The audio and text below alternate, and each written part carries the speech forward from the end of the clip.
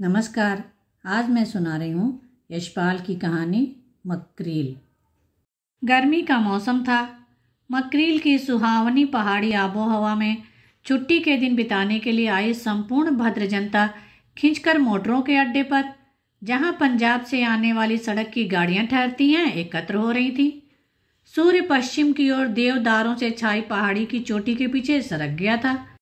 सूर्य का अवशिष्ट प्रकाश चोटी पर उगे देवदारों से ढकी आग की दीवार के समान जान पड़ता था।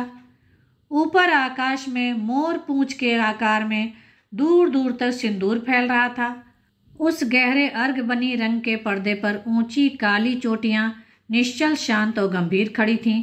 संध्या के झीने अंधेरे में पहाड़ियों के पार्श्व के वनों से पक्षियों का कलरव तुमुल परिमाण से उठ रहा था।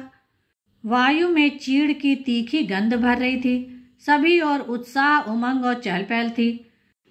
भद्र महिलाओं और पुरुषों के समूह राष्ट्र के मुकुट को उज्जवल करने वाले कवि के सम्मान के लिए उतावले हो रहे थे। यूरोप और अमेरिका ने जिसकी प्रतिभा का लोहा मान लिया, जो देश के इतने अभिमान की संपत्ति है, वही कवि मकरील में कुछ दिन स्वास्थ्य सुधारने के लिए आ रहा है। मकरील में जमी राष्ट्र अभिमानी जनता पलकों के पावड़े डाल उसकी आगवानी के लिए आतुर हो रही थी। पहाड़ियों की छाती पर खिंची धूसर लकीर सी सड़क पर दूर धूल का एक बादल सा दिखाई दिया। जनता की उत्सुक नजरें और उंगलियां उसी ओर उठ गईं। क्षण भर में धूल के बादल को फाड़ती काले रंग की एक गतिमान वस्तु दिखाई दी। वह एक मोटर थी। आनंद की हिलोर से जनता का समूह लहरा उठा। देखते ही देखते मोटर आ पहुंची। जनता की उन्मत्तता के कारण मोटर को 10 कदम पीछे ही रुक जाना पड़ा। देश के सिरताज की जय, सरस्वती के वरद पुत्र की जय, राष्ट्र के मुकुट मणि की जय के नारों से पहाड़ियां गूंज उठी। मोटर फूलों से भर गई। बड़ी चहल पहल के बाद जनता से घिरा हुआ, गजरों के बोझ से गर्दन झुकाए, शनय शनय कदम रखता हुआ मकरील का अतिथि मोटर के अड्डे से चला। उत्साह से बावली जनता विजयनाद करती हुई आगे पीछे चल रही थी। जिन्होंने कवि का चेहरा देख पाया, वे भाग्यशाली विरले ही थे। धवलगिरी होटल में दूसरी मंजिल पर कवि को टिकाने की व्यवस्था की गई थी। वहां उसे पहुंचा। बहुत देर तक उसके आराम में व्याघात कर जनता अपने अपने स्थान को लौट गई। क्वार की त्रयोदशी का चंद्रमा पार्वत्य प्रदेश के निर्मल आकाश में ऊंचा उठ अपनी शीतल आभा से आकाश और पृथ्वी को स्तंभित किए था। उस दूध की बौछार से धवलगिरी की हिमध्वल 2 मंजिली इमारत चांदी की दीवार सी चमक रही थी। होटल के आंगन की फुलवारी में खूब चांदनी थी, परंतु उत्तर पूर्व के भाग में इमारत के बाजू की छाया पड़ने से अंधेरा था। बिजली के प्रकाश से चमकती खिड़कियों के शीशों और पर्दों के पीछे से आने वाली मरमर ध्वनि तथा नौकरों के चलने फिरने की आवाज के अतिरिक्त सब शांत था। उस समय इस अंधेरे बाजू के नीचे के कमरे में रहने वाली एक युवती फुलवारी के अंधकार में भाग में एक सरो के पेड़ के समीप खड़ी दूसरी मंजिल की पुष्प तोरणों से सजी उन उज्जवल खिड़कियों की ओर दृष्टि लगाई थी, जहां सम्मानित कवि को ठहराया गया था।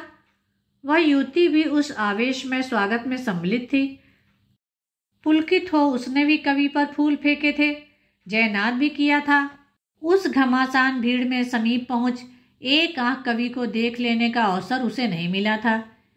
इसी साध को मन में लिए उस खिड़की की ओर टकटकी लगाए खड़ी थी। कांच पर कवि के शरीर की छाया उसे जब तब दिखाई पड़ जाती।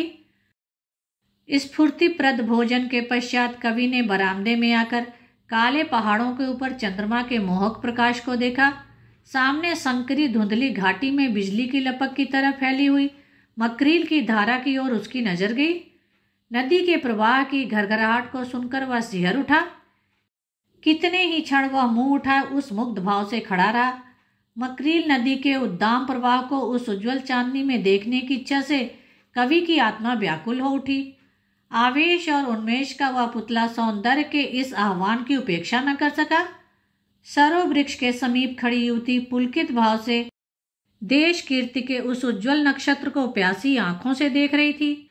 चांद के धुंधले प्रकाश में इतनी दूर से उसने जो भी देख पाया, उसी से संतोष की सांस ली।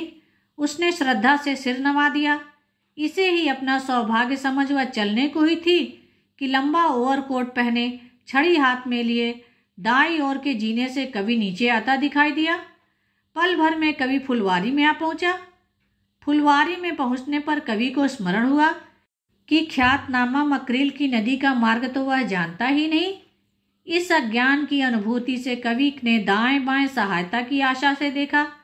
समीप खड़ी एक युवती देख भद्रता से टोपी छूते हुए उसने पूछा, आप भी इसी होटल में ठहरी हैं?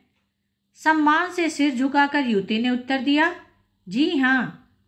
झिझकते हुए कवि ने पूछा, मकरील नदी समीप ही किस ओर है? यह शायद आप जानती होंगी। उत्साह से कदम बढ़ाते हुए युवती बोली, जी हाँ, यही 100 कदम पर पुल है। और मार्ग दिखाने के लिए वह प्रस्तुत हो गई। युवती के खुले मुख पर चंद्रमा का प्रकाश पड़ रहा था। पतली भौहों के नीचे बड़ी बड़ी आंखों में मकरील की उज्ज्वलता साफ झलक रही थी। कवि ने संकोच से कहा, ना ना, आपको व्यर्थ कष्ट होगा। गौरव से युवती बोली, कुछ भी नहीं, यही तो है सामने। उजली चांदनी रात में संगमरमर की सुघड़ सुंदर सजीव मूर्ति सी युवती साहसमयी विश्वासमयी मार्ग दिखाने चली। सुंदरता के याचक कवि को कवि की कविता वीणा के सूक्ष्म तार स्पंदित हो उठे। सुंदरता स्वयं अपना परिचय देने चली है। सृष्टि सौंदर्य के सरोवर की लहर उसे दूसरी लहर में मिलाने ले जा रही है। कवि ने सोचा। 100 कदम पर मकरील का पुल था। 2 पहाड़ियों के तंग दर्रे में से उद्दाम वेग और घनघोर शब्द से बहते हुए जल से ऊपरी तारों के रस्सों में झूलता सा पुल लटक रहा था। वे दोनों पुल के ऊपर जा खड़े हुए। नीचे तीव्र वेग से लाखों करोड़ों पिघले हुए चांद बहते चले जा रहे थे। पार्श्व की चट्टानों से टकराकर वे फेनिल हो उठते। फेन राशि से दृष्टि न हटा। कवि ने कहा, सौंदर्य उन्मत्त हो उठा है। युवती को जान पड़ा मानो प्रकृति मुखरित हो उठी है। कुछ क्षण पश्चात कवि बोला, आवेग में ही सौंदर्य का चरम विकास है। आवेग निकल जाने पर केवल कीचड़ रह जाता है। युवती तन्मयता से उन शब्दों को पी रही थी। कवि ने कहा, अपने जन्म स्थान पर मकरील न इतनी वेगवती होगी न इतनी उद्दाम। शिशु की लटपट चाल से यह चलती होगी। समुद्र में पहुंच वह प्रौढ़ता की शिथिल गंभीरता धारण कर लेगी। अरे मकरील, तेरा समय यही है। फूल न खिल जाने से पहले इतना सुंदर होता है और न तब जब उसकी पंखुड़ियां लटक जाएं। उसका असली समय वही है जब वह स्फुटोन्मुख हो। मधुमाखी उसी समय उस पर निछावर होने के लिए मतवाली हो उठती है। एक दीर्घ निश्वास छोड़ आंखें झुका कवि चुप हो गया। मिनट पर मिनट गुजरने लगे। सर्द पहाड़ी हवा के झोंके से कवि के वृद्ध शरीर को समय का ध्यान आया। उसने देखा मकरील की फेनिल सफेदी युवती की सुघड़ता पर विराज रही है। एक क्षण के लिए कवि घोर शब्दमयी प्रवाहमयी युवती को भूल मूक युवती का सौंदर्य निहारने लगा। हवा के दूसरे झोंके से सिहर कर वह बोला, समय अधिक हो गया है, चलना चाहिए। लौटते समय मार्ग में कवि ने कहा, आज त्रयोदशी के दिन यह शोभा है, कल और भी अधिक प्रकाश होगा। यदि असुविधा न हो तो क्या कल भी मार्ग दिखाने आओगी? और स्वयं ही संकोच के चाबुक की चोट खाकर वह हंस पड़ा। युवती ने दृढ़तापूर्वक उत्तर दिया, अवश्य। सर्द हवा से कवि का शरीर ठिठुर गया था। कमरे की सुखद उष्णता से उसकी जान में जान आई। भारी कपड़े उतारने के लिए वह परिधान की मेज के सामने गया। सिर से टोपी उतार उसने ज्यों ही नौकर के हाथ में दी, बिजली की तेज रोशनी से सामने आईने में दिखाई पड़ा। मानो उसके सिर के बालों पर राज ने चूने से भरी कुची का एक पोत दे दिया हो और धूप में सुखाए फलों के समान झुर्रियों से भरा चेहरा। नौकर को हाथ के संकेत से चले जाने को कह वह दोनों हाथों से मुंह ढक कुर्सी पर गिर सा पड़ा। मूंदी हुई पलकों में से उसे दिखाई दिया चांदनी में संगमरमर की उज्जवल मूर्ति का सुघड़ चेहरा, जिस पर यौवन की पूर्णता छा रही थी। मकरील का उन्माद भरा प्रवाह। कवि की आत्मा चीख उठी, यौवन यौवन। ग्लानि की राख के नीचे बुझती चिंगारियों को उमंग के पंखे से सजग कर चतुर्दशी की चांदनी में मकरील का नृत्य देखने के लिए कवि तत्पर हुआ। घोषमयी मकरील को कवि के यौवन से कुछ मतलब न था। और मूक मकरील ने पूजा के धूप दीप के धूमावरण में कवि के नक्शिक को देखा ही न था, इसलिए वह दिन के समय संसार की दृष्टि से बचकर अपने कमरे में ही पड़ा रहा। चांदनी खूब गहरी हो जाने पर मकरील के पुल पर जाने के लिए वह शंकित हृदय से फुलवारी में आया। युवती प्रतीक्षा में खड़ी थी। कवि ने धड़कते हुए हृदय से उसकी ओर देखा। आज शॉल के बदले वह सुतरी रंग का ओवरकोट पहने थी, परंतु उस गौर सुघड़ नक्शिक को पहचानने में कहीं भूल हो सकती थी। कवि ने गदगद स्वर में कहा, ओहो, आपने अपनी बात रख ली, परंतु इस सर्दी में कुछ समय। शायद उसके न रखने में ही अधिक बुद्धिमानी होती। व्यर्थ कष्ट क्यों कीजिएगा, आप विश्राम कीजिए। युवती ने सिर झुकाकर उत्तर दिया, मेरा अहो भाग्य है, आपका सत्संग पा रही हूं। कंटकित स्वर से कवि ने कहा, सो कुछ नहीं, सो कुछ नहीं। पुल के समीप पहुंच कवि ने कहा, आपकी कृपा है, आप मेरा साथ दे रही हैं। संसार में साथी बड़ी चीज है। मकरील की ओर संकेत कर, इसे देखिए, इसका कोई साथी नहीं, इसीलिए हाहाकार करती साथी की खोज में दौड़ती चली जा रही है। स्वयं अपने कथन की तीव्रता के अनुभव से संकुचित हो हंसने का असफल प्रयत्न कर अप्रतिभ हो वह प्रवाह की ओर दृष्टि गड़ाए खड़ा रहा। आंखें बिना ऊपर उठाए ही उसने धीरे धीरे कहा, पृथ्वी की परिक्रमा कर आया हूं। कल्पना में सुख की सृष्टि कर जब मैं गाता हूं, संसार पुलकित हो उठता है। काल्पनिक वेदना के मेरे आर्तनाद को सुनकर संसार रोने लगता है, परंतु मेरे वैयक्तिक सुख दुख से संसार का कोई संबंध नहीं। मैं अकेला हूं, मेरे सुख को बांटने वाला कहीं कोई नहीं, इसलिए वह विकास न पा तीव्र दाह बन जाता है। मेरे दुख का दुर्गम वेग असह्य हो जब उछल पड़ता है, तब भी संसार उसे विनोद का ही साधन समझ बैठता है। मैं पिंजरे में बंद बुलबुल हूँ, मेरा चहकना संसार सुनता है। मैं सुख से पुलकित हो गाता हूँ या दुख से रोता हूँ, इसकी चिंता किसी को नहीं। काश जीवन में मेरे सुख दुख का भी कोई अवलंब होता, मेरा कोई साथी होता। मैं अपने सुख दुख का एक भाग उसे दे उसकी अनुभूति का भाग ग्रहण कर सकता। मैं अपने इस निस्सार यश को दूर फेंक संसार का जीव बन जाता। कवि चुप हो गया। मिनट पर मिनट बीतने लगे। ठंडी हवा से जब कवि का बूढ़ा शरीर सिहरने लगा, दीर्घ निश्वास ले उसने कहा, अच्छा चलें। द्रुत वेग से चली जाती जलराशि की ओर दृष्टि किए युवती कंपित स्वर में बोली, मुझे अपना साथी बना लीजिए। मकरील के गंभीर गर्जन में विडंबना की हंसी का स्वर मिलाते हुए कवि बोला, तुम्हें? और चुप रह गया। शरीर कांप उठने के कारण पुल के रेलिंग का आश्रय ले युवती ने लज्जा विर्जित स्वर में कहा, मैं यद्यपि तुक्ष हूं। ना ना ना, यह बात नहीं। कवि सहसा रुककर बोला, उल्टी बात।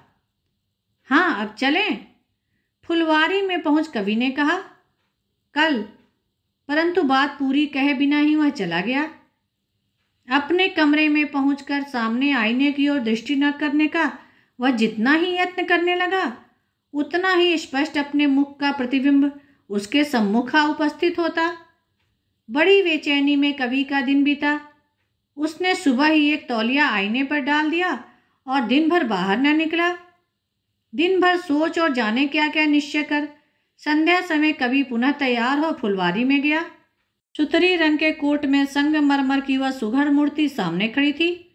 कवि के हृदय की तमाम उलझन क्षण भर में लोप हो गई। कवि ने हंसकर कहा, इस सर्दी में? देश काल पात्र देखकर ही वचन का भी पालन किया जाता है। पूर्णिमा के प्रकाश में कवि ने देखा, उसकी बात के उत्तर में युवती के मुख पर संतोष और आत्मविश्वास की मुस्कुराहट फिर गई। पुल पर पहुंच हंसते हुए कवि बोला, तो साथ देने की बात सचमुच ठीक थी? युवती ने उत्तर दिया, उसमें परिहास की तो कोई बात नहीं। कवि ने युवती की ओर देख साहस कर पूछा, तो जरूर साथ दोगी? हाँ, युवती ने हामी भरी, बिना सिर उठाए ही। सब अवस्था में? सदा? सिर झुकाकर युवती ने दृढ़ता से उत्तर दिया, हाँ। कवि अविश्वास से हंस पड़ा। तो आओ, उसने कहा, यहीं साथ दो। मकरील के गर्भ में? हाँ, यही सही, युवती ने निर्भीक भाव से नेत्र उठाकर कहा। हंसी रोककर कवि ने कहा, अच्छा तो तैयार हो जाओ, 1 2 3। हंसकर कवि अपना हाथ युवती के कंधे पर रखना चाहता था। उसने देखा पुल के रेलिंग के ऊपर से युवती का शरीर नीचे मकरील के उद्दाम प्रवाह की ओर चला गया। भय से उसकी आंखों के सामने अंधेरा छा गया। हाथ फैलाकर उसे पकड़ने के विफल प्रयत्न में बड़ी कठिनता से वह अपने आप को संभाल सका। मकरील के घोर गर्जन में एक दफे सुनाई दिया छप, और फिर केवल नदी का गंभीर गर्जन। कवि को ऐसा जान पड़ा मानो मकरील की लहरें निरंतर उसे आओ आओ कहकर बुला रही हैं। वह सचेत ज्ञान शून्य पुल की रेलिंग पकड़े खड़ा रहा। जब पीठ पीछे से चलकर चंद्रमा का प्रकाश उसके मुंह पर पड़ने लगा, उन्मत्त की भांति लड़खड़ाता हुआ अपने कमरे की ओर चला। कितनी देर तक वह निश्चल आईने के सामने खड़ा रहा। फिर हाथ की लकड़ी को दोनों हाथों से थाम उसने पड़ापड़ आईने पर कितनी ही चोटें लगाईं, और तब सांस चढ़ जाने के कारण वह हांफता हुआ आईने के सामने ही कुर्सी पर धम से गिर पड़ा। प्रातः हजामत के लिए गर्म पानी लाने वाले नौकर ने देखा कवि आईने के सामने कुर्सी पर निश्चल बैठा है, परंतु आईना टुकड़े टुकड़े हो गया और उसके बीच का भाग गायब है। चौखट में फंसे आईने के लंबे लंबे भाले के से टुकड़े मानो दांत निकालकर कवि के निर्जीव शरीर को डरा रहे हैं। कवि का मुख कागज की भांति पीला और शरीर काठ की भांति जड़ था। उसकी आंखें अब भी खुली थीं। उनमें से जीवन नहीं मृत्यु झांक रही थी। बाद में मालूम हुआ रात के पिछले पर कवि के कमरे से अनेक बार आता हूं की पुकार सुनाई दी थी। धन्यवाद। कहानी को लाइक करें और शेयर करें। मेरे चैनल को सब्सक्राइब कर लें जिससे सभी कहानियाँ आपको समय पर मिल जाएं।